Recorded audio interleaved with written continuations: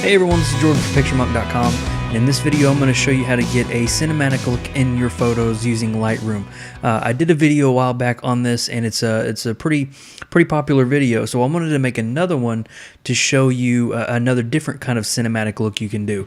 And this one's going to be a little bit more extensive than the other ones, but one thing I am going to do, like I usually do in my mimic videos, is I'm going to give you the free preset that I use. So I'm going to create the preset here and then upload it to my website at PictureMonk.com. Link in the description down below so you can download the free preset. I'm going to upload it there so you can use it on any photo that you like. And so let's go and get started. I'll show you how to do a couple sliders here, and we'll get a cool cinematic look using this photo. Okay, so the first thing we need to do is we're going to mess with our basic exposure panel. So all I'm going to do is go to the basic panel here, and I'm going to start playing around with this. I know I want to decrease the highlights a little bit, so I'm going to back that down to roughly minus 75, minus 74, somewhere around there. And all that's going to do is just kind of give me a little bit of leeway. It'll affect your photo probably more than this one. But this one I'm just going to keep around 75 there, negative 75. I'm going to bump my shadows up a little bit because I do want to get a little more detail in the shadows. Whites, I'm going to keep those the exact same. I just want to put them at 0. And I'm going to take the blacks and I'm going to up the blacks a little bit. Not too much, but I still want to get a little bit more detail there in the darker areas. And so now I want to take my vibrance and saturation up.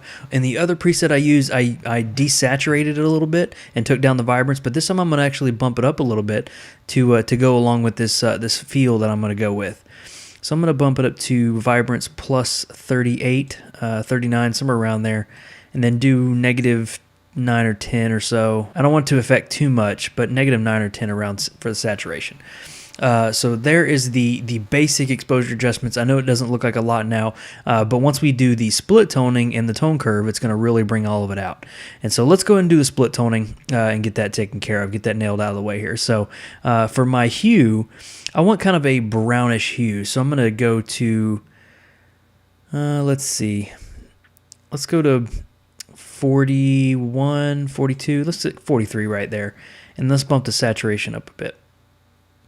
So I'm going to go to around 31, 30, lower 30s, so probably around 32.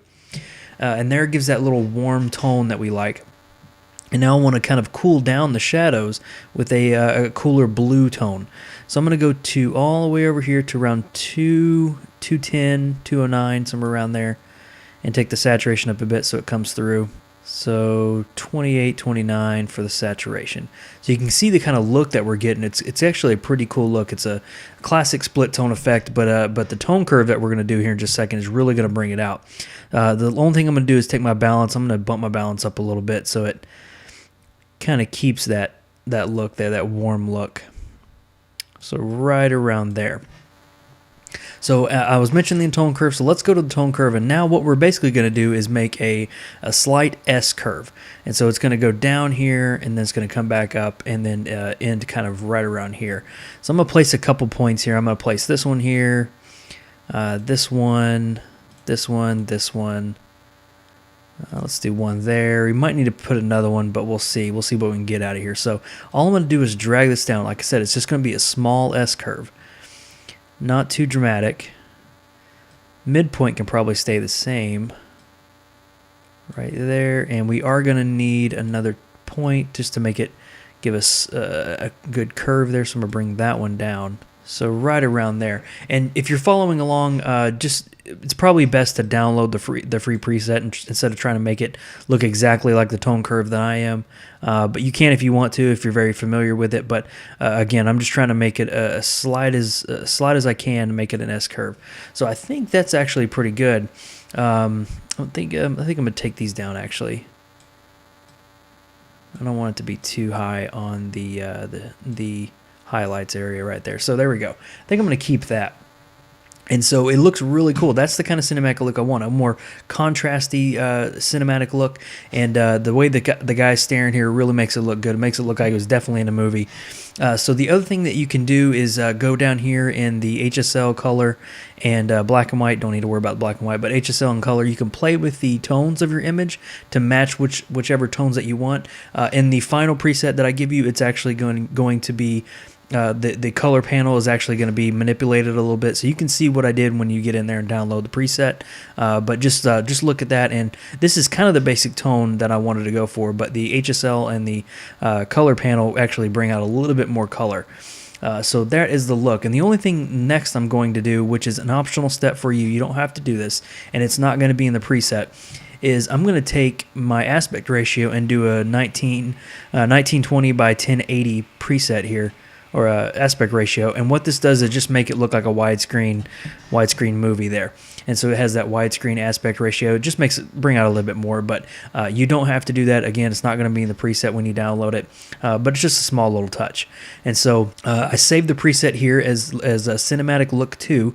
And so I'm going to go over to this other photo, and I'm going to apply the same exact preset so you can see what it looks like. So I'm going to click that one, and you can see how cool that looks. It just brings out a lot of tones and gives that warm slash cool tone in the shadows. Really cool preset. I really like it. I hope you guys like it too. And again, if you wanted to, you can take the aspect ratio and drop it down to 1920 by 1080. Kind of position her a little bit, and just click done, and now you got that widescreen aspect ratio. It looks pretty good. So hope you guys enjoyed that free preset, free way to get a cinematic look in Adobe Lightroom. Head on over to picturemonk.com to get the free preset if you want to go check that out, and the link is in the description down below. Thank you for joining me in this video. This has been Jordan from picturemonk.com, and I'll see you in the next video.